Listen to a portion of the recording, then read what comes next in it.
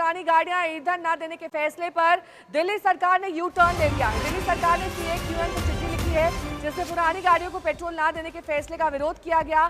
सरकार का कहना है कि इस प्रक्रिया में कुछ जटिलताएं हैं, वहीं पुरानी गाड़ियों को जब्त करने पर विचार करने की बात कही गई है। दिल्ली में 10 साल पुरानी डीजल और 15 साल पुरानी पेट्रोल गाड़ियों को ईंधन न देने का फैसला किया गया था, जिसे लेकर लगातार विरोध चल रहा था। वहीं NCR में भी ये नियम लागू करने की बात कही गई है, जिस पर दिल्ली सरकार का कहना है कि इसमें तकनीकी तौर पर कई परेशानियां हैं, जिसे समझने के बाद कोई फैसला किया जाएगा।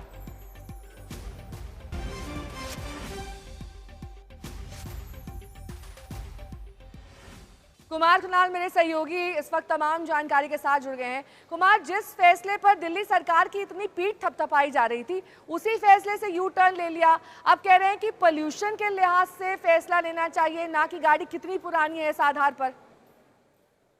बिल्कुल, और 1 जुलाई से जब से नेहा ये फैसला लागू हुआ था, तब से लगातार विवादों में था। खासतौर पर आम आदमी पार्टी जमकर खिंचाई कर रही थी दिल्ली सरकार की कि वो ऑटोमोबाइल कंपनियों से मिली हुई है, लेकिन प्रदूषण का सवाल था।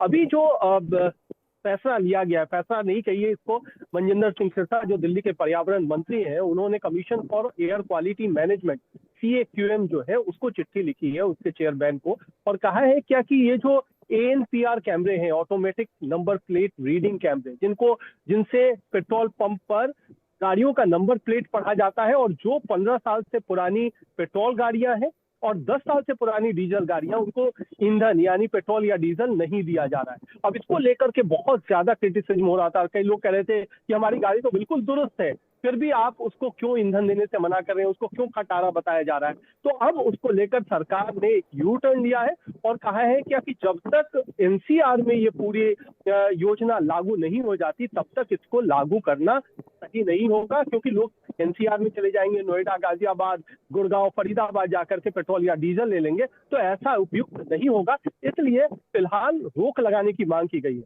लेकिन CAQM क्या करेगा, कैसे करेगा, उस पर निर्भर करेगा।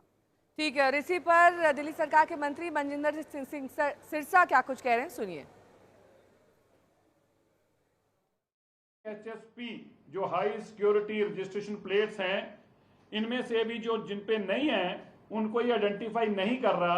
पेट्रोल पंपों पे झगड़ा हो रहा है कि भाई ये भी 10 साल से पुरानी गाड़ी है, तुम इसको क्यों नहीं छेड़ रहे। तो ये एक नई बीमारी वहां पर खड़ी हो गई, क्योंकि जो HSRP प्लेट्स नहीं है उनको ये आइडेंटिफाई नहीं कर पा रहा।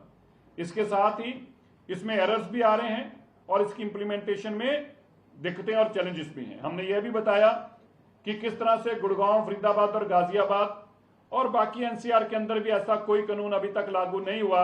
अगर कोई दिल्ली में नहीं फ्यूल मिलेगा तो उसको जाके गुड़गांव में, फरीदाबाद से ले लेगा। तो इसका लाभ कैसे होगा? इसका लाभ तभी होगा जब इसको रोबोस्ट सिस्टम किया जाए और सारी जगह पे बराबर किया जाए। हमने बताया कि दिल्ली की सरकार